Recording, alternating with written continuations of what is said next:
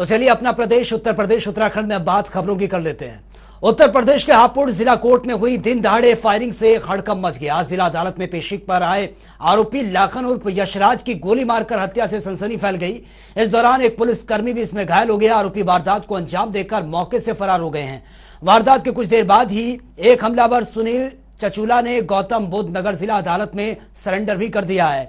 सुनील 1 लाख के इनामी रहे पवन सिरोली लोनी के गिरोह का सदस्य बताया जा रहा है। और आपको यह भी बता दें कि मृतक अनंतपुर फरीदाबाद का रहने वाला था, जो कि 2019 में धौलाना में हुई एक हत्या के मामले में आरोपी था।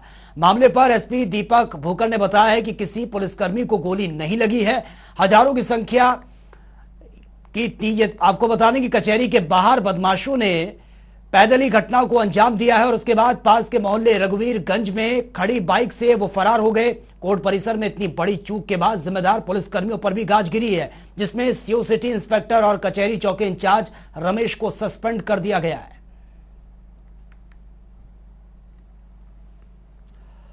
और वहीं उत्तर प्रदेश में किसी विभाग में कर्मचारियों के ट्रांसफर के लिए अब मंत्रियों को सीएम योगी से मंजूरी लेनी होगी, यानी कि बिना सीएम अब तबादला नहीं हो पाएगा। मुख्य सचिव दुर्गा शंकर मिश्रा ने इसको लेकर शासनादेश जारी किया है और इस शासनादेश के मुताबिक समूह ए, बी, सी और डी श्रेणी के कर्मचारियों के तबादलों के लिए सीएम से अनुमोदन लेना होगा।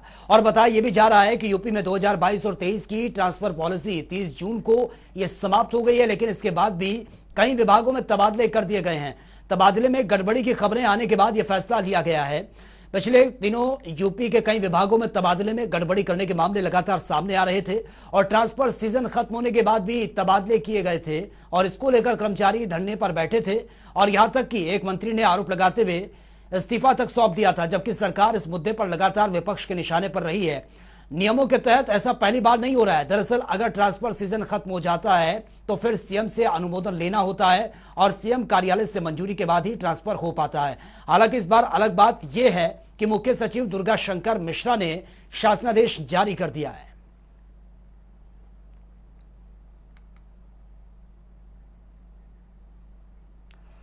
और वहीं लखनऊ के लोक भवन में उत्तर प्रदेश सरकार की कैबिनेट मीटिंग हुई है। मुख्यमंत्री योगी आदित्यनाथ की अध्यक्षता में हुई इस मीटिंग में कुल 16 प्रस्ताव को मंजूरी दी गई है, जिसमें से रामनगरी अयोध्या के साथ ही शिक्षा विभाग और स्वास्थ्य विभाग के प्रस्ताव उसमें शामिल है। इसके अलावा स्वास्थ्य और शिक्षा से जुड़े प्रस्ताव के साथ ही अयोध्या और वाराणसी से जुड़े कई प्रस्ताव को कैबिनेट ने मंजूरी दी है। वहीं कैबिनेट मीटिंग की जानकारी देते हुए ऊर्जा मंत्री अरविंद शर्मा ने बताया है कि 3 कंपनियों को मर्ज कर एक कंपनी बनाई जाएगी। राज्य उत्पादन विद्युत निगम, जल विद्युत उत्पादन निगम और जवाहर विद्युत उत्पादन निगम को जोड़कर एक कंपनी बनाई जाएगी, जो यूपी राज्य उत्पादन विद्युत निगम के नाम से जानी जाएगी। साथ ही उन्होंने यह भी कहा है कि ऊर्जा विभाग ने गुड गवर्नेंस की दिशा में 3 बिजली उत्पादन कंपनियों को एक करने का फैसला किया है।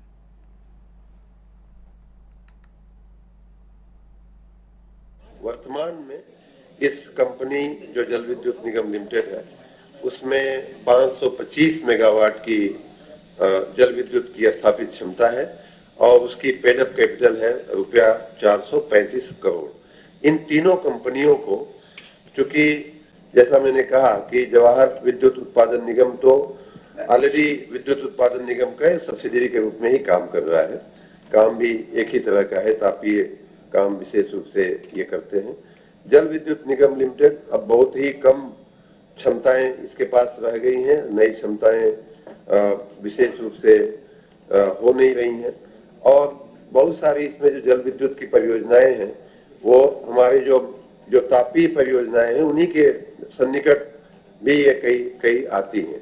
मध्य परिषद द्वारा निर्णय लिया गया है और उत्तर प्रदेश को इको टूरिज्म डेवलपमेंट बोर्ड के गठन का मार्ग प्रशस्त हुआ है। इससे जो प्राकृतिक ऐतिहासिक विरासत की दृष्टि से जो उत्तर प्रदेश के समृद्ध इतिहास को परिभाषित करता है, जिसमें विविध पर्यटन आकर्षणों की दृष्टि से उत्तर प्रदेश को भारत का सबसे महत्वपूर्ण राज्य बनाने में जिसकी महत्वपूर्ण भूमिका है, और इससे घरेलू पर्यटकों और विदेशी पर्यटकों के आवागमन की दृष्टि से उत्तर प्रदेश में जो आज द्वितीय और तृतीय स्थान प्राप्त है, उसको और हम लोग बेहतरी के साथ इको टूरिज्म बोर्ड गठित होने के बाद हमें लगता है कि हम देश में प्रथम स्थान निश्चित रूप से पालेंगे। हमारे एक जेल विभाग का मैनुअल का विषय है और एक रामपुर में अग्निशमन केंद्र के लिए एक जगह का प्रस्ताव था, वो आज आया है कैबिनेट की बैठक में। मंत्रि परिषद ने जनपद रामपुर के अग्निशमन केंद्र रामपुर में आवासीय अनावासीय भवन निर्माण हेतु नगर पालिका रामपुर के अंतर्गत ग्राम हजरतपुर तहसील सदर में ये जमीन घाटा संख्या 395/1 रकबा 2.477 हेक्टेयर में से अग्निशमन केंद्र हेतु 7500 वर्ग मीटर भूमि नगर विकास से गृह विभाग को हस्तांतरित किए जाने संबंधी प्रस्ताव को अनुमोदित किया है। और वह यूपी में टूरिज्म को बढ़ावा देने के लिए यूपी कैबिनेट में फैसला लिया गया है कि इको टूरिज्म बोर्ड का गठन किया जाएगा और इस बोर्ड के अध्यक्ष सीएम योगी आदित्यनाथ होंगे। बोर्ड में 10 विभाग को भी शामिल किया गया है। प्रदेश के वनों को पर्यटन स्थलों में बदला जाएगा। लखनऊ में आपको बता दें कि कुकरेल पिकनिक स्पॉट को नाइट लाइन सफारी भी बनाया जाएगा। प्रदेश में इको टूर बोर्ड का गठन किया जाएगा। सर कितने विभाग उसमें शामिल होंगे? बोर्ड कुल 10 विभाग हैं। पर्यटन है, आयुष है, परिवहन है, इरिगेशन है, नगर विकास है, ग्राम विकास है, सारे के सारे विभाग उसमें जो सीधे जुड़े हुए हैं, जिनको हम लोगों को दिक्कत होती थी कोऑर्डिनेशन करने में, सारे विभाग समाहित किए गए।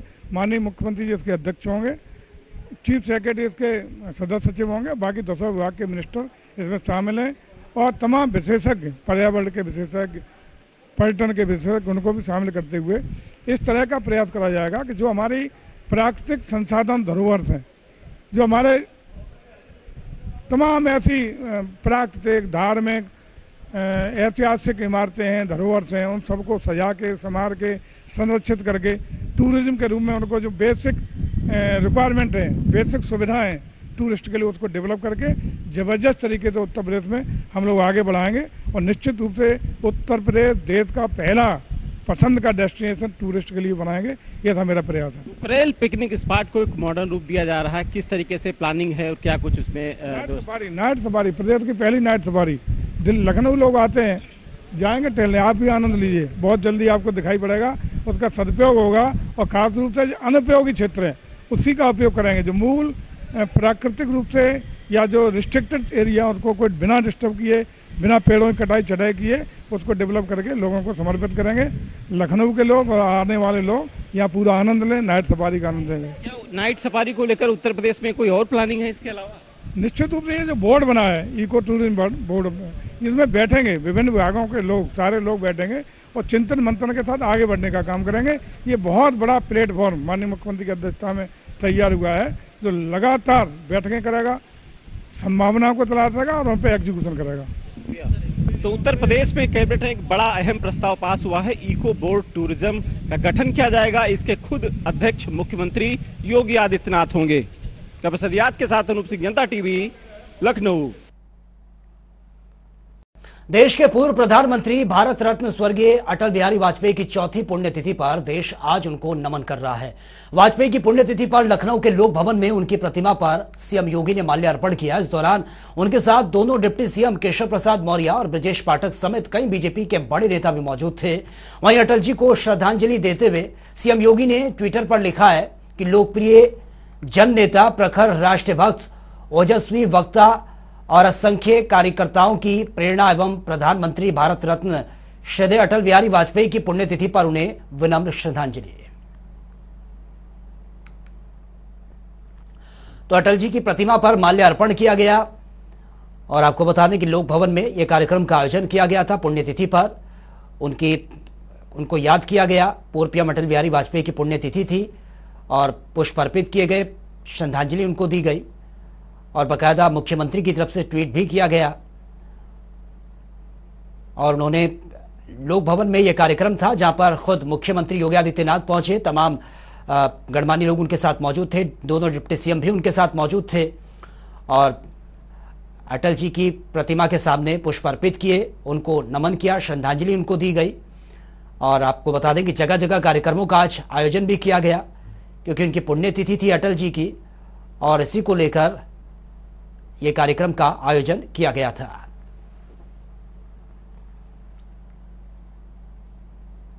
तो अटल जी की प्रतिमा पर माल्यार्पण किया गया।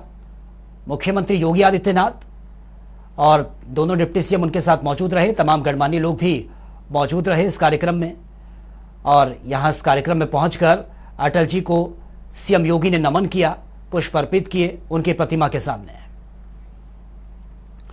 और वही सदस्यता अभियान को लेकर पार्टी कार्यालय में आयोजित की गई बैठक में सपा नेता खुद की पार्टी पर हमलावर होते हुए नजर आए हैं। सपा नेता और पूर्व सांसद चंद्रभूषण सिंह उर्फ मुन्नू बाबू ने कई आरोप लगाए हैं। दरअसल उन्होंने विधानसभा चुनाव में समाजवादी पार्टी पर टिकट बेचने का आरोप लगाया है। उन्होंने आरोप लगाते हुए कहा कि पहली बार देखा है कि समाजवादी पार्टी के भी टिकट बेचे गए हैं। पूर्व सांसद ने कहा है कि आखिर वो कौन लोग हैं जिन्होंने पार्टी को बर्बाद कर दिया है। पार्टी को ऐसे लोगों को खोजना चाहिए और उन्हें बाहर का रास्ता भी दिखाना चाहिए। सपा नेता चंद्रभूषण सिंह ने पार्टी की कार्यप्रणाली पर भी सवाल उठाए हैं। उन्होंने कहा कि एक जाति विशेष से सरकार नहीं बनाई जा सकती।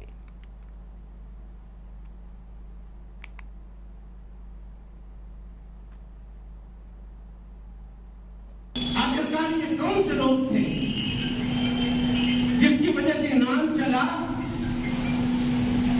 कि समाजवादी पार्टी को दो लोगों ने बर्बाद कर दिया। उनको छांटिए दोस्तों, अरे उनकी पहचान करिए वो कौन दो लोगों ने जिन्होंने पार्टी को बेच दिया। मेरी अखिलेश जी से बात हुई, मैंने ये पहला मौका अपनी जिंदगी में देख रहा हूं कि समाजवादी पार्टी की टिकटें बिकी। अरे उनको छांटिए दोस्तों, इनको जब तक निकाल के बाहर नहीं करोगे, जब तक इनसे झूठ नहीं लग सकती। और वहीं अलीगढ़ के कोतवाली इगलास क्षेत्र के गांव से लापता नाबालिग लड़की का अब तक सुराग नहीं लग पाया है, जिसके चलते नाराज परिजनों ने इगलास कोतवाली का घेराव भी किया। परिजनों ने पुलिस की कार्यप्रणाली पर भी सवाल उठाया है।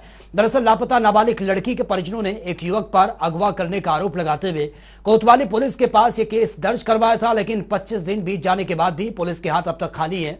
वहीं परिजनों ने पुलिस पर दूसरे पक्ष से मिलीभगत का आरोप भी लगाया है और कहा कि आरोपी पक्ष का भाई पुलिस में तैनात है और इसी वजह से अब तक पुलिस युक्ति का पता नहीं लगा पाई है।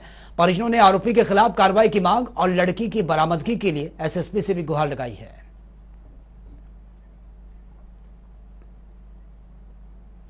तो चलिए अब बात उत्तराखंड की खबरों की कर लेते हैं। देहरादून देश के पूर्व प्रधानमंत्री भारत रत्न अटल बिहारी वाजपेयी की चौथी पुण्यतिथि पर देश आज उनको नमन कर रहा है और इसी क्रम में उत्तराखंड के मुख्यमंत्री पुष्कर सिंह धामी ने भी अटल जी को आज श्रद्धांजलि दी है। सीएम धामी ने मुख्यमंत्री आवास में उनके चित्र पर पुष्पांजलि अर्पित की और उनको श्रद्धांजलि दी है। और कोटद्वार में अग्निपथ योजना को लेकर कल अग्निवीर भर्ती रैली की शुरुआत होनी है, जिसका शुभारंभ सीएम धामी करेंगे और कार्यक्रम को लेकर विधानसभा अध्यक्ष रितु खंडूरी ने जिलाधिकारी विजय कुमार जोगदंडे के साथ बैठक भी की है और इस दौरान वरिष्ठ पुलिस अधीक्षक यशवंत चौहान समेत कई अफसर भी मौजूद रहे हैं। विधानसभा अध्यक्ष ने कार्यक्रम को लेकर बताया कि कोटद्वार एक सैनिक बाहुल्य क्षेत्र है, जहां के हर घर से एक व्यक्ति सेना में अपनी सेवाएं भी दे रहा है और इसीलिए उत्तराखंड में अग्निवीर भर्ती रैली का शुभारंभ कोटद्वार से किया जा रहा है। उन्होंने आगे कहा है कि कार्यक्रम का शुभारंभ बड़े स्तर पर किया जा रहा है, जिसका उद्देश्य जिस संदेश पूरे देश में पहुंचे और साथ ही उन्होंने ये भी कहा है कि कार्यक्रम के दौरान देश की सेवा में अपनी जान देने वाले शहीदों के परिजनों समेत स्वतंत्रता संग्राम में अपना महत्वपूर्ण योगदान देने वाले लोगों को भी सम्मानित किया जाना है। मुख्यमंत्री जी कल अग्निवीर को वहाँ से लॉन्च करेंगे तो बहुत ही ज़बरदस्त कार्यक्रम है। मेरा मानना, सैनिक की बेटी हूँ, मेरा मानना ये है कि जो भी बच्चा अग्निवीर में निकलेगा और भागीदारी करेगा, वो बच्चा एक ज़बरदस्त, कहते हैं ना, सोना तब के निकलता है, तो तब के जब निकलेगा तो एक आर्मी के संस्कार, डिसिप्लिन के साथ निकलेगा और इस देश के लिए एक अच्छा नागरिक साबित होगा। तो मुझे बहुत खुशी है इस योजना को आदरणीय मुख्यमंत्री जी लॉन्च करेंगे कोटद्वार से। और वहीं पूर्व प्रधानमंत्री स्वर्गीय अटल बिहारी वाजपेयी की पुण्यतिथि पर बीजेपी प्रदेश कार्यालय में श्रद्धांजलि सभा का आयोजन भी किया गया, जिसमें बीजेपी प्रदेश अध्यक्ष महेंद्र भट्ट सहित बीजेपी के तमाम पदाधिकारियों ने पूर्व प्रधानमंत्री स्वर्गीय अटल बिहारी वाजपेयी की तस्वीर पर पुष्पांजलि अर्पित करते हुए उन्हें नमन किया है। इस दौरान बीजेपी प्रदेश अध्यक्ष ने कहा है कि उन्होंने अपने राजनीतिक जीवन में सबसे पहला भाषण अटल जी का ही सुना था। उन्होंने कहा कि उत्तराखंड राज्य निर्माण की आधारशिला पूर्व प्रधानमंत्री अटल बिहारी वाजपेयी ने ही रखी थी। इतना स्नेह, चाहे वो छोटा कार्यकर्ता हो, बड़ा कार्यकर्ता हो, सबसे प्राप्त होता था। उत्तराखंड राज्य की दिशा बहुत, उत्तराखंड राज्य के आंदोलन के दर्द को अगर किसी ने समझा अटल जी थे, आज राज्य के रूप में उनको ये राज्य प्राप्त हुआ है। अटल जी का जो योगदान है उसका हमारे स्मरण रहेगा। मैं आज अपनी ओर से अटल जी को श्रद्धासुमन अर्पित करता हूं। और वही मौसम खराब होने की वजह से शहीद चंद्रशेखर हरबोला का पार्थिव शरीर आज हल्द्वानी नहीं पहुंच पाया है। बताया जा रहा है कि लद्दाख में मौसम खराब होने की वजह से आर्मी का हेलीकॉप्टर उड़ान नहीं भर सका। अब मौसम के सही होने का इंतजार किया जा रहा है और उम्मीद जताई जा रही है कि जवान का जो पार्थिव शरीर है वो कल हल्द्वानी पहुंच सकेगा। वहीं शहीद जवान का पार्थिव शरीर आज हल्द्वानी ना पहुंचने से परिजन और स्थानीय लोगों में मायूसी छा गई है।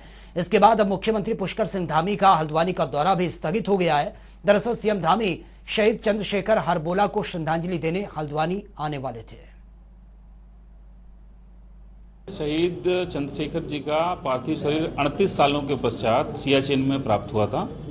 ऑपरेशन मेघदूत में पेट्रोलिंग पार्टी के रूप में थे और उनका पार्थिव शरीर आज लेह से चंडीगढ़ और चंडीगढ़ से आर्मी हेलीपैड तिकोनिया में लाया जाना था। मौसम खराब होने के कारण फ्लाई नहीं हो पाई, लेह में मौसम खराब था, इसकी वजह से आज जो है पार्थिव शरीर नहीं पहुंच पा रहा है। कल जैसे ही मौसम ठीक होता है, पार्थिव शरीर आता है तो राजकीय सम्मान के साथ उनका अंतिम संस्कार किया जाएगा। और वहीं हरिद्वार के लक्सर में प्रेम संबंध की वजह से 17 साल की किशोरी की हत्या कर दी गई है, जिसका आरोप किशोरी के पिता और उसके भाई पर लगे हैं। वारदात को अंजाम देने के बाद से ही दोनों आरोपी मौके से फरार हो गए हैं। वहीं पुलिस को भी उन्हें गिरफ्तार करने में अब तक सफलता नहीं मिल पाई है। आरोपी पिता पुत्र की गिरफ्तारी के लिए पुलिस की 2 टीमों का गठन भी किया गया है। प्रेमी की तहरीर पर जांच शुरू कर दी गई। पुलिस गंगा नदी से किशोरी का शव बरामद कर चुकी है। आपको बता दें कि किशोरी के प्रेम संबंध का पता जब पिता और उसके भाई को चला तो वह आग बबूला हो गए, जिसके बाद किशोरी से मारपीट की गई। उसके बाद से ही किशोरी गांव में नजर नहीं आई। किसी अनहोनी की आशंका जताते हुए किशोरी के प्रेमी ने थाने पर शिकायत दर्ज करवाई, जिसके बाद जांच शुरू हुई तो आशंका हकीकत में बदल गई। छानबीन में पता चला कि आरोपियों ने किशोरी की हत्या कर दी और लाश को प्लास्टिक के बोरे में भरकर गंगा नदी में फेंक दिया गया था। इस पर हमारे यहाँ अभियोग दर्ज किया गया था और गुमशुदा की तलाश की गई, तो उस पर जो है उसकी अभी उसकी डेड बॉडी गंगा नदी से बालावाली के पास से बरामद हुई है। इस पर थाने में जो है मुकदमा जो है 302 तो 201 पर तरमीम किया गया है और विवेचना जारी है। और तदनुसार जो है विवेचना के अनुसार जो साक्ष्य पाए जाएंगे उस पर कार्रवाई की जाएगी। और वहीं कॉमनवेल्थ गेम्स में बैडमिंटन खेल में गोल्ड मेडल विजेता लक्ष्य सेन के पिता ने सीएम धामी से मुलाकात की है। सीएम धामी ने इस दौरान गोल्ड मेडल विजेता लक्ष्य सेन से फोन पर बातचीत की और उन्हें इस जीत के लिए बधाई भी दी है। उन्होंने लक्ष्य सेन से कहा है कि उनके माता पिता की तपस्या का ही प्रतिफल है। इसके साथ ही सीएम धामी ने लक्ष्य सेन के उज्जवल भविष्य की कामना की है। मुख्यमंत्री ने कहा कि लक्ष्य ने अपनी खेल प्रतिभा से उत्तराखंड का ही नहीं बल्कि देश का नाम भी रोशन किया है। आपको बता दें कि उन्होंने पिछली बार लक्ष्य से मुलाकात के दौरान उनसे लक्ष्य भेद कर आने के लिए कहा था। मुख्यमंत्री ने लक्ष्य से कहा था कि उन्हें दृढ़ संकल्प लेकर आगे बढ़ना है और आसमान छूना है और झुकना नहीं है।